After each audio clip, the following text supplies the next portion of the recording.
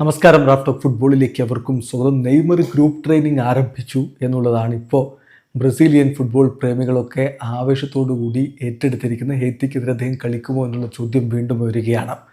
എന്തായാലും ബ്രസീലിയൻ മാധ്യമങ്ങൾ നൽകുന്ന വിവരങ്ങൾ നമ്മളൊന്ന് പരിശോധിക്കുകയാണ്. നെയ്മർ ഗ്രൂപ്പ് ട്രെയിനിങ് ആരംഭിച്ചു എന്നൊരർത്ഥത്തിൽ പറയാം, പക്ഷേ മറ്റു ചില പ്രശ്നങ്ങൾ അവിടെ ഉണ്ട്.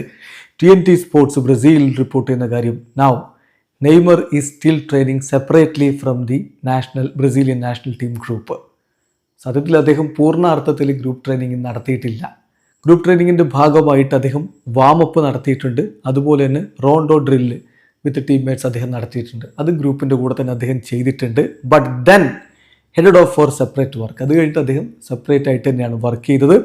Accompanied by physical trainer Cristiano ന്യൂനസിനൊപ്പം അദ്ദേഹം സെപ്പറേറ്റ് വർക്കാണ് പിന്നീട് ചെയ്തത്. അതായത് കുറച്ച് ഭാഗം അദ്ദേഹം ടീമിനോടൊപ്പം ഉണ്ടായിരുന്നു. ആ ഡ്രില്ലുകളും കാര്യങ്ങളും വാമപ്പും ഒക്കെ അദ്ദേഹം ടീമിനോടൊപ്പം തന്നെ ചെയ്തിട്ടുണ്ട്. അങ്ങനെ അദ്ദേഹം ഇങ്ങനെ ഇറങ്ങി വരുമ്പോഴാണ് ബ്രസീലിയൻ പ്രസിഡന്റ് അദ്ദേഹം ചോദിച്ചത്, നിങ്ങൾ എന്നെ മിസ് ചെയ്തിരുന്നോ എന്നുള്ളത്. ഞാൻ റെഡിയാണ് എന്നൊക്കെ പറഞ്ഞിട്ട്.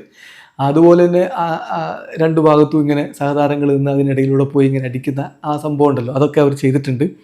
അപ്പോൾ അതൊക്കെ വളരെ ആഘോഷപൂർവ്വം തന്നെ ചെയ്യുന്നു. പക്ഷെ പൂർണ്ണാർത്ഥത്തിൽ നെയ്മർ റെഡി ആയിട്ടില്ല എന്നുള്ളതാണ് ബ്രസീലിയൻ മാധ്യമങ്ങൾ റിപ്പോർട്ട് ചെയ്യുന്നത്. അപ്പം കാര്യം വളരെ വ്യക്തമാണ്.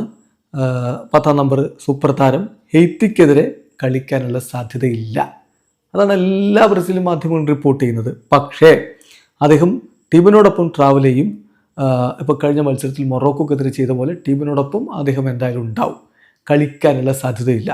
നെയ്മർ ആ ട്രാൻസിഷൻ പ്രോസസ്സിലൂടെയാണ് കടന്നു പോകുന്നത്. പോസിബിളി അദ്ദേഹത്തിൻ്റെ ഗ്രൂപ്പ് ട്രെയിനിങ് പൂർണ്ണാർത്ഥത്തിൽ വരുന്ന ഞായറാഴ്ചയോടുകൂടി തുടങ്ങും. അതാണ് പ്രതീക്ഷിക്കുന്നത്. ഇപ്പോൾ ഈ വെള്ളിയാഴ്ചയാണ് ബ്രസീലിൻ്റെ കളി. നമുക്ക് സാങ്കേതികമായി പറഞ്ഞാൽ ശനിയാഴ്ച രാവിലെ എന്ന് പറയാം. അത് കഴിഞ്ഞിട്ട് സൺഡേ അദ്ദേഹം ട്രെയിനിങ് ആരംഭിക്കുകയാണ്. പിന്നെ സ്കോട്ട്ലൻഡിനെതിരെ അദ്ദേഹം കുറച്ച് മിനിറ്റുകൾ കളിച്ചേക്കും. ഇതാണിപ്പോൾ ബ്രസീലിൽ നിന്ന് ലഭിക്കുന്ന ഏറ്റവും പുതിയ വാർത്ത. വീഡിയോ അവസാനിക്കുന്ന ഫുട്ബോൾ ലോകത്ത് കൂടുതൽ വിശേഷങ്ങളുമായി റാഫ്റ്റ് ഓഫ് ഫുട്ബോൾ.